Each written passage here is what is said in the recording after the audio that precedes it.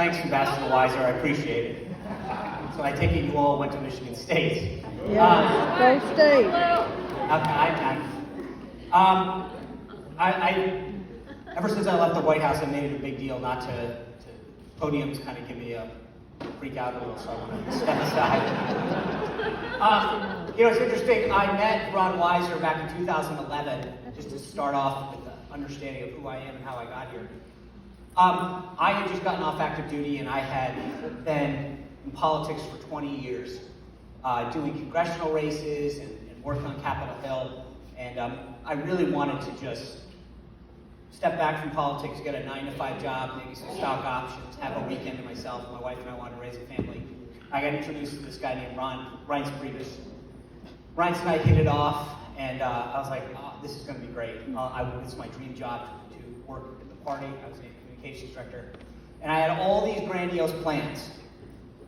So excited to finally have this dream job. And then someone explained to me that we were $26 million in debt. And it was like, so you can have all the dreams, we just have no money. But it was up to Reince and Ron to go out there and rebuild the party. And we went from $26 million in debt to hundreds of millions of dollars in rent. And that was because Ron Weiser in particular never stopped working for the party. And it was funny, him and Reince would do these contests to see how cheap they could be when they traveled. So they'd go out to raise money and they'd say, well, I ate at the hotel lounge, I ate this on the plane, and I have no expenses. And they would try to figure out who could be cheaper and raise the most money for the party. But it was that kind of dedication that Ron Weiser brought to the RNC, and frankly got us out of the hole. I'll spare you the details, but the long story short is this. After about 6 years of doing media for the RNC, which I probably numbered at about 500 television hits, the closest I ever came to being recognized was in the sweater section of a Joseph A. Bank. And by that I mean a guy walked up to me and goes, hey, aren't you the Republican guy? I called my wife, I'm like, kind of famous. And that changed real quick on December 22nd, 2016, when President Trump called me at 12 in the afternoon and said, hey, let's do this. And my life was forever changed because of that call and that decision by President Trump.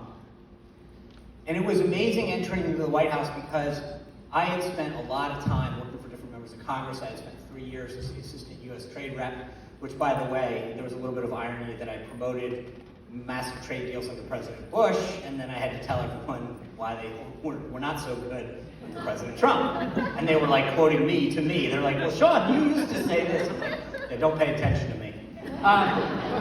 So anyway, it was the honor of my life to serve as the White House Press Secretary and Communications Director. We went to battle every day. Well, fast forward, everybody understands the last election. And I like to put it in the terms of, I think it was style over substance.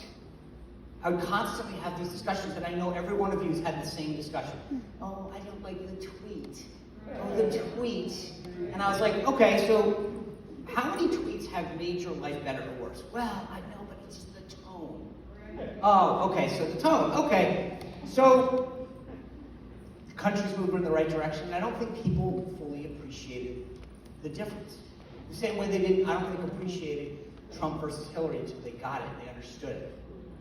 But what we've got now is an economy that's in the tank, inflation on the rise, a horrible withdrawal out of Afghanistan. We're now seeing the consequences of what happened, right? And it was mentioned earlier during this panel.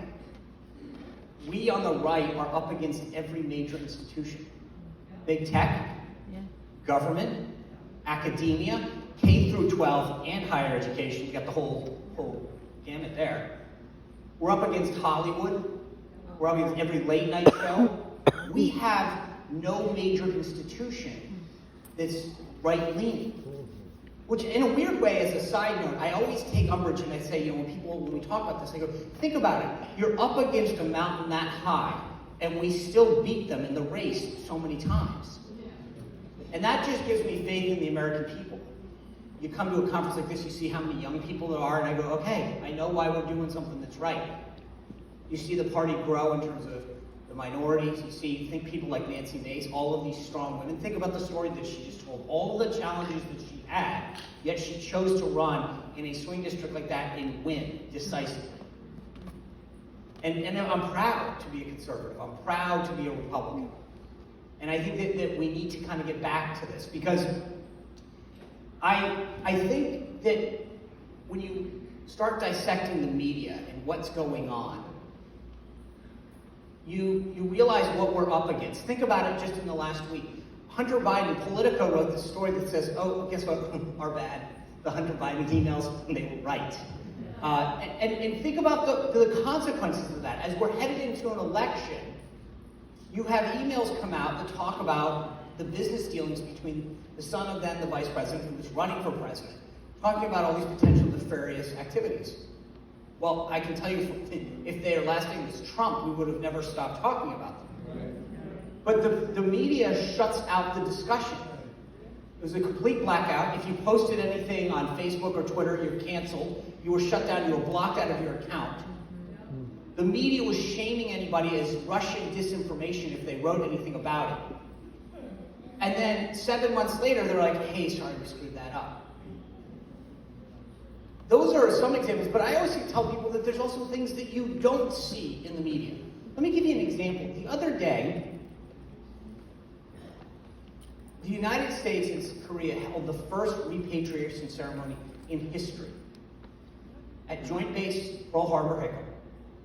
38 South Korean soldiers and service members were returned to their country.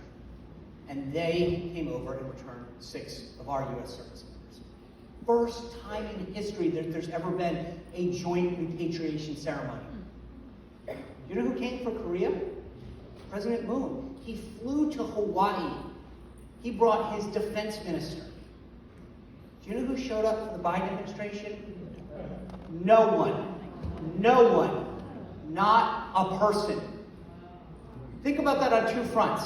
On the diplomatic front, the president of one of our closest allies flies to Hawaii, and we don't send the deputy undersecretary for PowerPoint to greet the guy. That's just diplomatically an embarrassment. Secondly, the families of 6 service members finally have the closure that they deserve. And not anyone from our government is there from the administration. It was a military official. To say thank you for your service. Thank you for what your families had to go through. We're here to honor the service and sacrifice. No one but Newsmax covered that.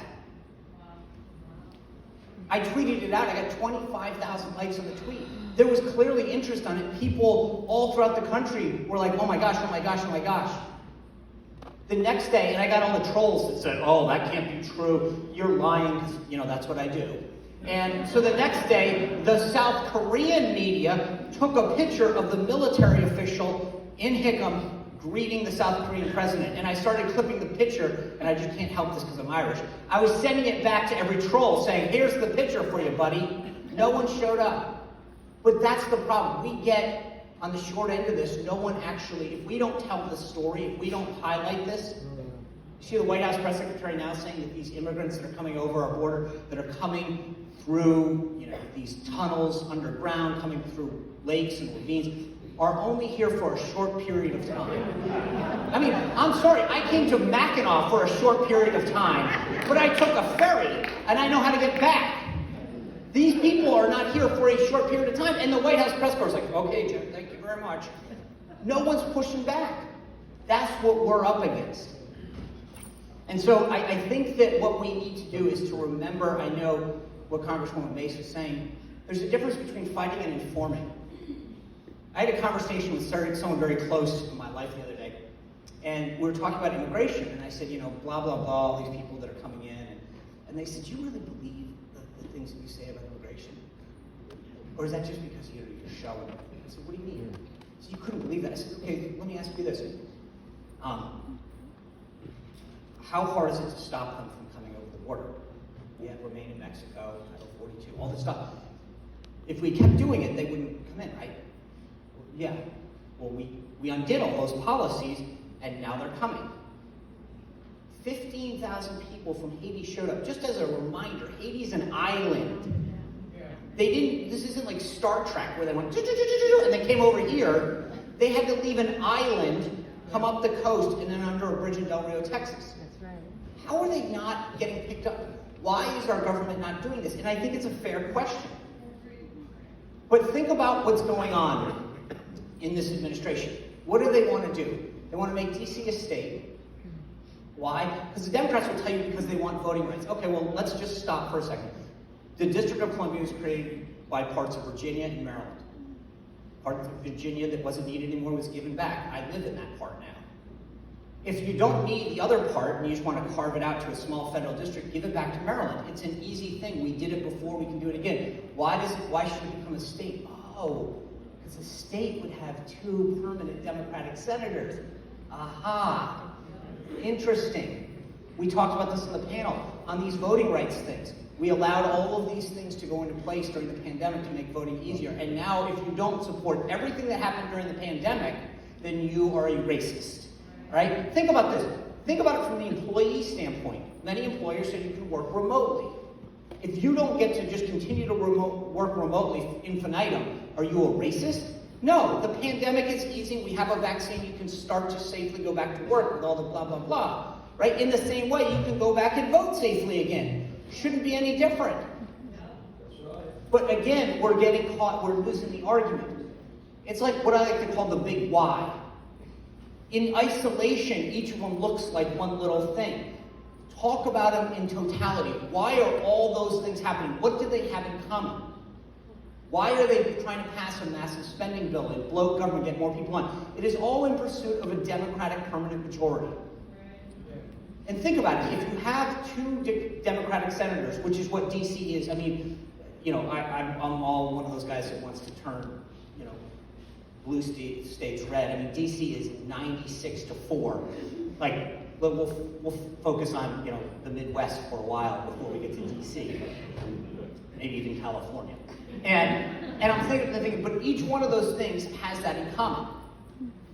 They are all part of a bigger plan. If you want to stop people coming over the border, you do it. But if you look at them as potential voters in 10, 15 years, you let them in. Think about all the people that are coming in from Afghanistan, and God bless the ones that helped our troops. Believe me, I have no problem. All those people who served alongside and helped us fight, I'm for. But the administration told us that they were vetting all of these people. And then when under question, in testimony, the secretary said, well, we're not really vetting them. When a measles outbreak happened in Virginia, we said, well, I thought you were screening them for health reasons. No, we're not doing that either. So we don't know who they are, we don't know their security risk, and we don't know their medical information. And yet, we're letting 30,000 people in the country and spreading them around. What's going to happen to them in 5, 10 years? I guarantee you that is the next iteration of Dreamers.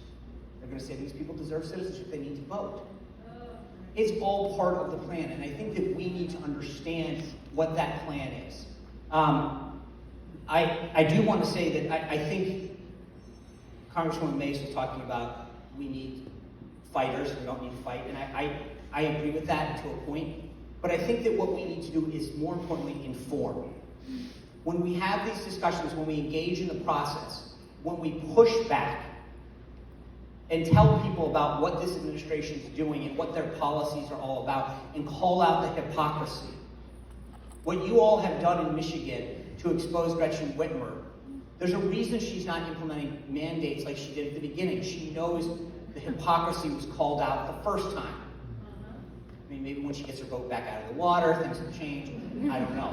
But I think that what we need to do is to understand that our job, we're all the choir. Right? Everybody who comes to one of these events, you get it. But our job is to go out now and to find 4 or 5 other people. Because when you look at how close Michigan was in 2016, 10,603 votes, I think. Chairman, where is it? That's pretty close. 3. Sorry, I was off by 3. We realize that when we go out, we mobilize, we inform, we win. The left's total goal is to shame us into not activating. That's why they want to cancel us. That's why they want to ban you. Is because they know that we on the right, we have the principles, the policies, and the facts on our side. Everything that we talk about makes sense. Think about all the stuff. I spent 3 years as the communications director for the House Budget Committee. These guys were against dynamic scoring, i.e. the idea that a dollar spent has an impact well beyond the $1 in the economy. Suddenly they've become apostles of it because they now want to use it to show how spending impacts. They'll do whatever they have to change their position to meet their ultimate goal. And so our job is to get out there and to help people who don't understand, because more and more people are tuning out what's going on. They're not watching the news the way they used to. They're disgusted by the process, what have you. But I think that when we go out and have those one-on-one conversations, we remind them what's at stake. People have now seen, I think in a very concrete way, the difference between Donald Trump and Joe Biden and the effect that that election has. And so whether you care about the economy, and you look at the inflation and what things are costing you, whether you look at foreign policy, the adult in the room, the guy that was the chair of the Foreign Affairs Committee in the Senate, has offended Boris Johnson from the UK, twice now actually, because they just shutted him out of the Oval Office the other day. We didn't give him a heads up when we were pulling out of Afghanistan, which might have been nice. France, we called his ambassador, and as I just mentioned, what happened with South Korea. So apparently the guy with all the foreign policy experience may not have been the right guy on that front. And then you go through all the other policies that are getting pushed down, and I think that there isn't a person in America with a brain that can't say, I get it now, I see the difference. And so if we can present an agenda and ideas and facts, we win. Up and down the ticket, on issue after issue, there isn't an issue that we as Republicans can't do this. So, as I said, I think that it's tough when you come to an organization like this because you all get it. But as much as sometimes the party needs money, the biggest thing they need is action. Getting out there, having those conversations, and it's uncomfortable. I've been yelled at, a lot of things. So it's not easy in society anymore. It's tough, I get it. But if we don't let our voices be heard, we lose, they win. And so that means engaging in the system, supporting conservatives, helping the candidates out, knocking on those doors, and doing everything you can to recruit new people into the process, into the system, especially young people.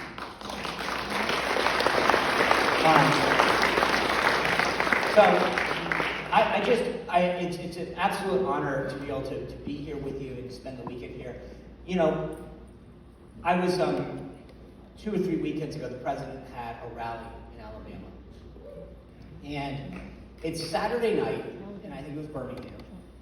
It's pouring rain. And I don't know, I gave up crowd size stuff, but let's just call it 30,000 people, right? I've learned my lesson on that. But I'm thinking to myself, it's a random Saturday night. It's pouring rain. And 30,000, 40, whatever number it was, show up to hear a guy who's not running for office. You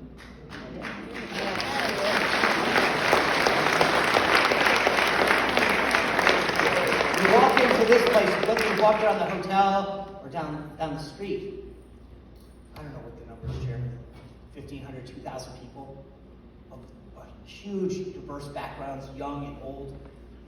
We have the enthusiasm and the energy. People are fired up and ready to go. We've got this.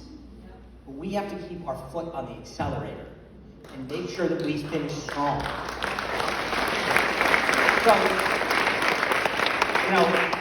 I will tell you, the one thing that's interesting is when I started at Newsmax, the first week we got our ratings, and I was like, oh my God. Like, there are almost more people on YouTube that follow me than are watching the show. And I was like, they're never thinking this is going to work. And slowly but surely, every week, boom, boom, boom. We got up, and then the next thing you know, I'm looking at the ratings last week. Wolf Blitzer's been on air since 1990. He's had his own show since 2001, and I'm nipping at his heels, 18 months in. But it's because, as much as I like the show, and I think we do a good job, it's because of you guys.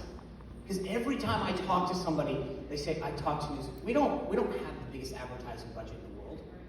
But it's people talking to people, calling their friends, sending them a link, saying, you gotta watch this. We gotta do the same thing with our candidates. Pay attention to this guy. Check out this woman that's running for school board. We need to encourage them. We need to help them raise their profile, make sure people understand what's at stake. As I said earlier, getting involved, encouraging those folks, whether it's school board or state legislatures or town councils, that's where the fight is these days. I mean, I cannot believe the stuff that's going on in schools. And every time you think it's a joke, you realize it's not. And they understand this. The left understands if we get to these kids early enough and we indoctrinate them with all of these left-leaning things, we have a big head start. I just want them to get to learn, to read, to do math, instead of doing all sorts of subjects that I don't really sure why they're appropriate at 6 years old. But the point is that when we push back, we win. You look at these videos on school boards, when people were out there lining up, getting their voices heard, suddenly the facts prevailed and the school board said, okay, we're going to dial this back. You look at voter ID, people around the country were talking about the fact of how much it made sense to show a voter ID, because it does. And what did suddenly the House Democrats say? We've never been against voter ID. You know, I mean, but we won because we have the facts and the principle on our side. And we need to keep doing that. Because when we argue, and we argue well and logically and civilly, that's the other thing. I agree with Congresswoman Mace on that front, definitely, which is that we need to start engaging in a way that shows that we're better than them. They want to yell at people and do all sorts of stuff. I want to win them over. I want more people on our side than theirs. And the beauty is, like I said, the facts and the principles and the policies work with us. So, with that, I appreciate your time. I thank you for being here. I'm going to give you a shameless plug. I have a brand new book called Radical Nation that's out, or coming out, and it's available for pre-order. I would love your support. In this, I talk about that why. And explain to people, I mean, you look at the confirmation process that happens here. Just a quick heads up. Dennis McDonough is the head of the Veterans Administration. He never served in the military. He never was affiliated with any veterans organization.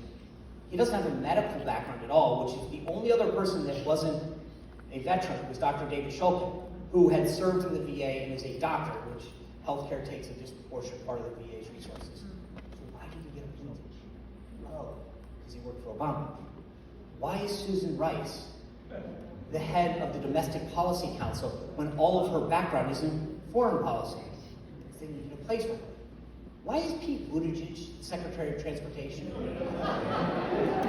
I don't know how many trucks there are in South Bend, Indiana, but I think there's more people in this room than there are buses there. But somehow he fit the bill. Why? Don't ask me, ask President Biden, because when he was confirmed, President Biden said, I'm very pleased to have the first openly gay LGBTQ member running a department. Not you're the most qualified. It's I want to check another box. And I think that we need to understand that, and that's why I wrote this book, is because I was like, no one brought these things up in the confirmation process. The media is not going to tell you them. We need to go out there and inform our friends, our coworkers, our family members what's going on in this country and have the tools, the resources, the facts to fight back. Thank you very much. It's been great being with you.